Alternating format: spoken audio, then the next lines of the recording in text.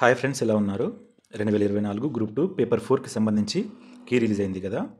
అయితే కొన్ని క్వశ్చన్లో మిస్టేక్స్ ఉంటాయి కదా. ఇలా నిర్మలని ఇచ్చాడు ఇక్కడ, అది తప్పు, కంద గుర్తు అన్నమాట. ఇట్లా అన్నిటికీ రాయడం జరిగింది, ప్రతి క్వశ్చన్ని కూడా చూసి. ఓకేనా?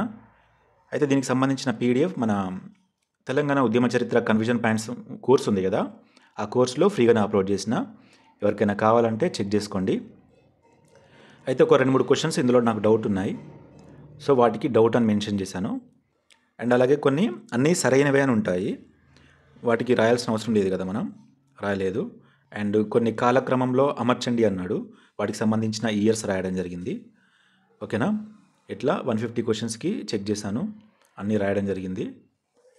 ఎవరికైనా ఈ పీడిఎఫ్ కావాలనుకుంటే మన యాప్లో తెలంగాణ ఉద్యమ చరిత్ర కన్ఫ్యూజన్ పాయింట్స్ కోర్సులో అప్లోడ్ చేశాను, ఫ్రీగానే చెక్ చేసుకోండి. అండ్ ఫ్యూచర్లో కూడా వీటికి సంబంధించి వీడియో చేస్తాను, ప్రతి క్వశ్చన్ని ఎక్స్ప్లెయిన్ చేసి వీడియో చేస్తాను. ఈ క్వశ్చన్ నాకు డౌట్ ఉందన్నమాట, సో అందుకని డౌట్ అని రాశాను. మీరు కూడా ఒకసారి క్వశ్చన్ చెక్ చేయండి, అర్థమవుతుంది.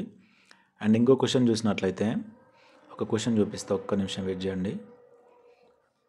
ఇక్కడ మీరు గమనించండి, రాష్ట్రపతి ఉత్తర్వుల్లో హైదరాబాద్ని 6వ జోన్గా తీసుకున్నారు కదా. ఇక్కడ ఫ్రీ జోన్ అని ఇచ్చాడు, ఫ్రీ జోన్ కాదు కదా, 6వ జోన్ కదా. కానీ ఆన్సర్ AB 2 సరైనవే అన్నాడు, కాబట్టి ఇక్కడ డౌట్ అని మెన్షన్ చేశాను. నాకు తెలిసి ఇది ప్రాథమిక కీ కాబట్టి ఇలా ఇచ్చినట్టున్నాడు, దీన్ని మళ్ళీ చేంజ్ చేస్తారేమో. ఓకేనా? ప్రతి క్వశ్చన్ని కూడా నేను చెక్ చేశాను, చాలా టైం పట్టింది, చాలా గంటలు పట్టింది. అయినా కూడా చాలామంది మన కోర్స్ తీసుకున్నారు కదా, వాళ్ళ కోసమైనా చేయాలనే ఉద్దేశంతో ఇది రాసి చేశానన్నమాట. చెక్ చేసుకోండి. ఫ్యూచర్లో వీడియో కూడా చేస్తాను, డోంట్ వర్రీ.